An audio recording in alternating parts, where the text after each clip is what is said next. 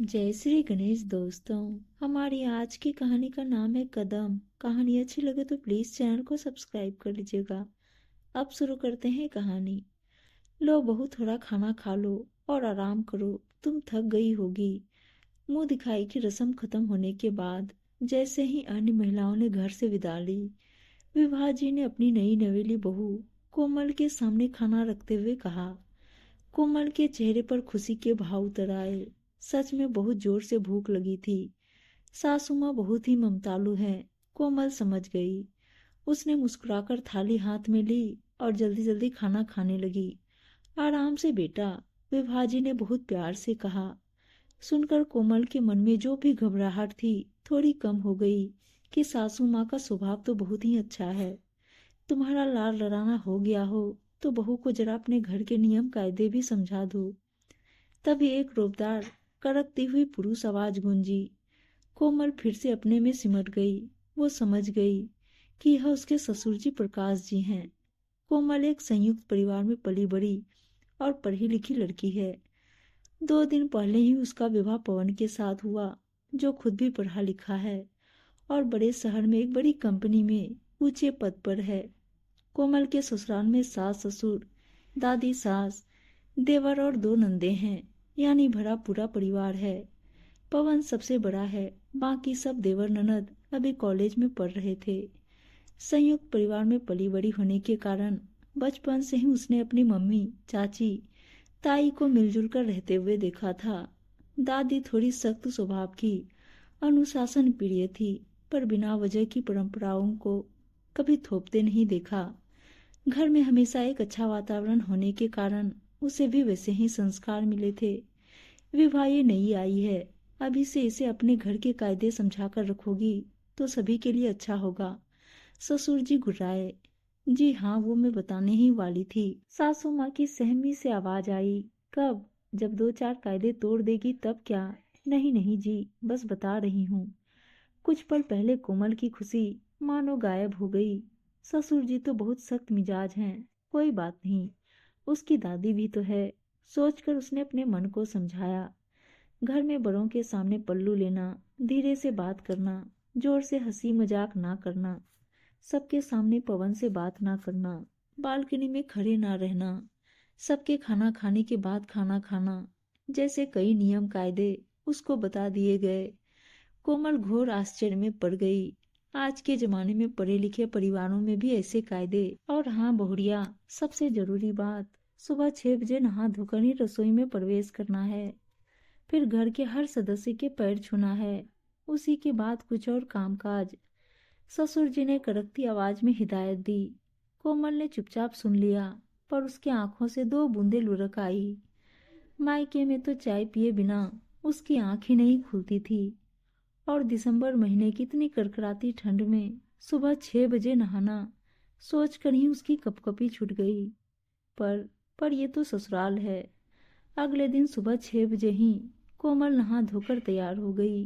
दादी जी, ससुर जी वे सासू माँ उठ चुके थे, उनके पैर छुए और किचन में आ गई। घर में अभी तक उसके अलावा कोई और नहाया भी नहीं था। पवन, देवर और नंदे तो मजे से रजाई ओढ़कर सोए हुए थे। उसकी कोरे भीग गई। बाकी सब 8 बजे उठे। तब तक उसने नाश्ता भी तैयार कर लिया था।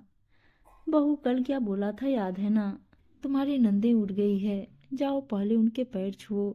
दादी सास ने आदेश दिया। नंदे?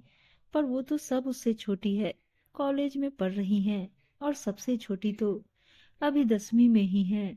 उसने प्रश्नवाचक नजरों से विभा जी की ओर देखा, पर उन्होंने भी दादी सास का वो ही आदेश दोहरा दिया। 9 बजते ही तो बर्तन और झाड़ू पोछे वाली भी आ गई। बहू, ये भी घर के सदस्य जैसी ही है, तुम्हें इनके भी रोज पैर छूने हैं, ससुर जी ने आदेश दिया। कोमल अवाक रह गई। उसने मन ही मन सोचा, माना कि काम वालियां भी इंसान है, आदरणीय है, पर रोज उनके पैर छूना। पर ससुर जी का आदेश पहले ही दिन कैसे टालती। जैसे ही वो बर्तन वाली के पैरों पर झुकी, वो हड़बड़ा गई। अरे नहीं नहीं, ये क्या कर रही हो बहुड़िया? हमरे पैर ना छुओ। क्यों नहीं छुएगी? तेरी भी तो बहू जैसी ही है। होंगे इसके बाप के घर बहुत से नौकर चाकर, पर यहाँ तो इसको हमारे नियम कायदे मानने पड़ेंगे। प्रकाश जी चिल्लाए। बेचारी दोनों कामवालियां हैरान हो गई। कोई बात नहीं काकी जी, आप उम्र में बड़ी हैं, आप आशीर्वाद दीजिए मुझे।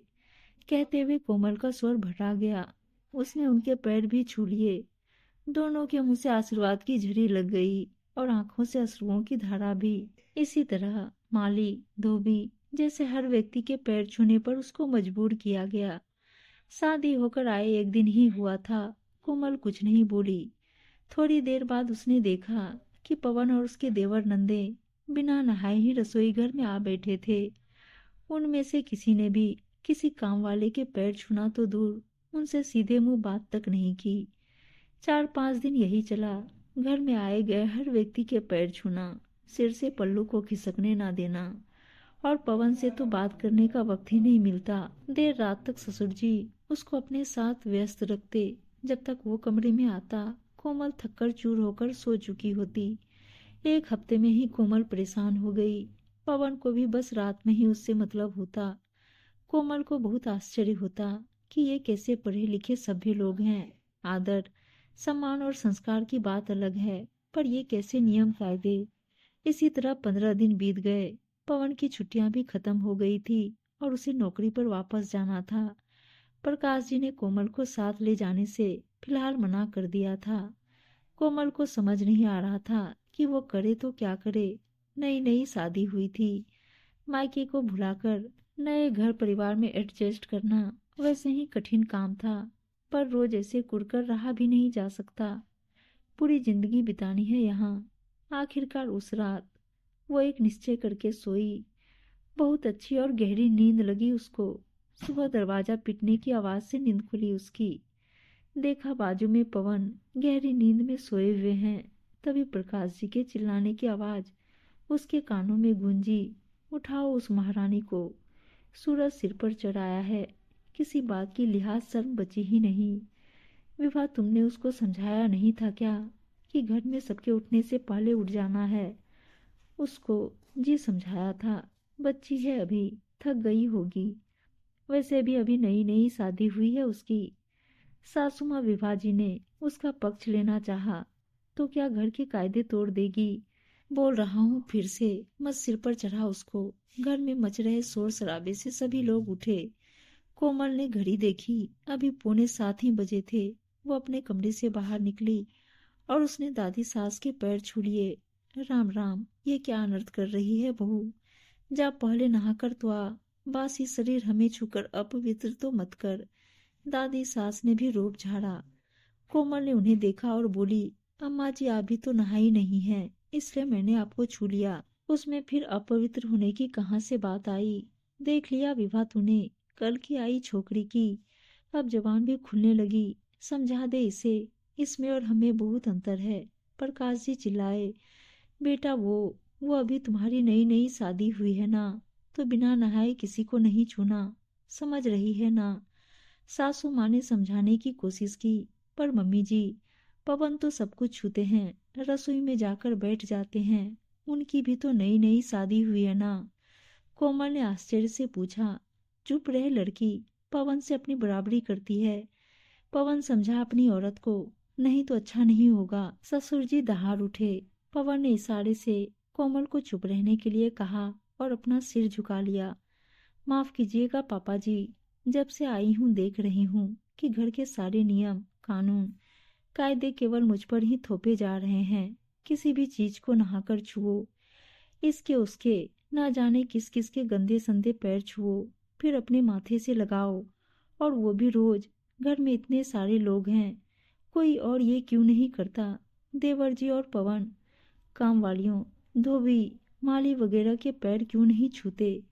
क्यों, उनके लिए वो घर के सदस्य के समान नहीं है क्या? इतने दिनों की सहन शक्ति अब जवाब दे चुकी थी। कोमल एक ही सांस में सब बोलती चली गई। मुंह जोड़ी करती है हमसे, बताऊं तुझे? पवन जरा इसके बाप को फोन लगा और बोल कि अपनी बदतमीज लड़की को आकर यहाँ से ले जाए। प्रकाश जी अपना आपा खो बैठे। घर में सब सहम उठे। विभाजी ने कोमल को चुप रहने का इशारा किया। बस अब बहुत हुआ पापा जी, अब और नहीं। मैंने कुछ गलत नहीं कहा है। हाँ, बुलाइए मेरे पापा को, और जिसको बुलाना हो बुला लीजिए। अगर मैं गलत हूँ तो जो चाहो मुझे सजा दे दो, पर अब ये अन्याय मैं नहीं सहूंगी। जो घर के बाकी सदस्य करेंगे वो ही मैं भी करूंगी। जो मेरे लिए नियम कायदे हैं वो सबके लिए होने चाहिए। कोमल दृढ़ स्वर में बोली। छी भाभी, हम क्या नौकरों के पैर छुएंगे? कुछ भी मत बोलो। अब तक चुप रहकर तमाशा देख रही दोनों नंदें एक साथ बोल उठी। इसमें छी वाली क्या बात है? अगर वो मेरे लिए घर के सदस्य हैं तो आपके लिए भी है ना। मैं भी इतने दिनों से सबका कर रही हूँ, तब आपको ये ख्याल नहीं आया।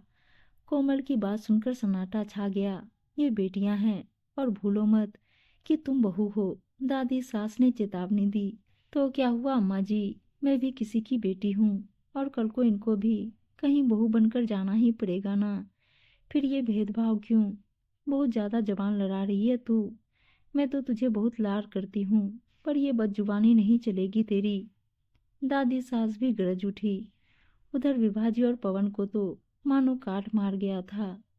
अम्मा जी, मैं आप सभी की बहुत इज्जत करती हूँ, पर आप खुद ही सोचिए कि ये कहाँ का न्याय है। सारे नियम कायदे केवल घर की बहू के लिए। मैंने बहुत कोशिश की, पर ये भेदभाव अब मुझसे सहन ना हो पाएगा। कोमल फूट फूट कर रोने लगी। कोमल को ऐसे रोते देख एक पल को तो मानो सबको सांप सूंघ गया। विभाजी ने प्रकाश जी की ओर देखा। उन्होंने गुस्से से मुंह फेर लिया। विभाजी कोमल के पास आई और प्यार से उसके सिर पर हाथ रखा। तुम सही कह रही हो बहू, घर के नियम सभी के लिए एक जैसे ही होने चाहिए। तुम में, मेरे बेटे बेटियों में कोई फर्क नहीं है बेटा। आज से जैसे ये दोनों बहनें रहती हैं वैसे ही तू भी रह।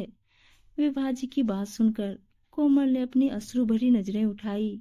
और पवन, तुम फेरे लेते हुए कोमल को वचन दिए थे ना तूने, फिर अब क्या हुआ तुझे?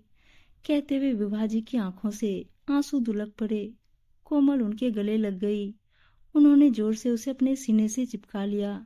जो कदम वो खुद के लिए नहीं उठा पाई थी कभी, उनकी बहू के लिए तो कम से कम उठा लिया। उम्मीद है दोस्तों कहानी अच्छी लगी होगी, और अच्छी अच्छी कहानियां सुनने के लिए चैनल को सब्सक्राइब और वीडियो को लाइक शेयर जरूर कर दीजिएगा। धन्यवाद दोस्तों।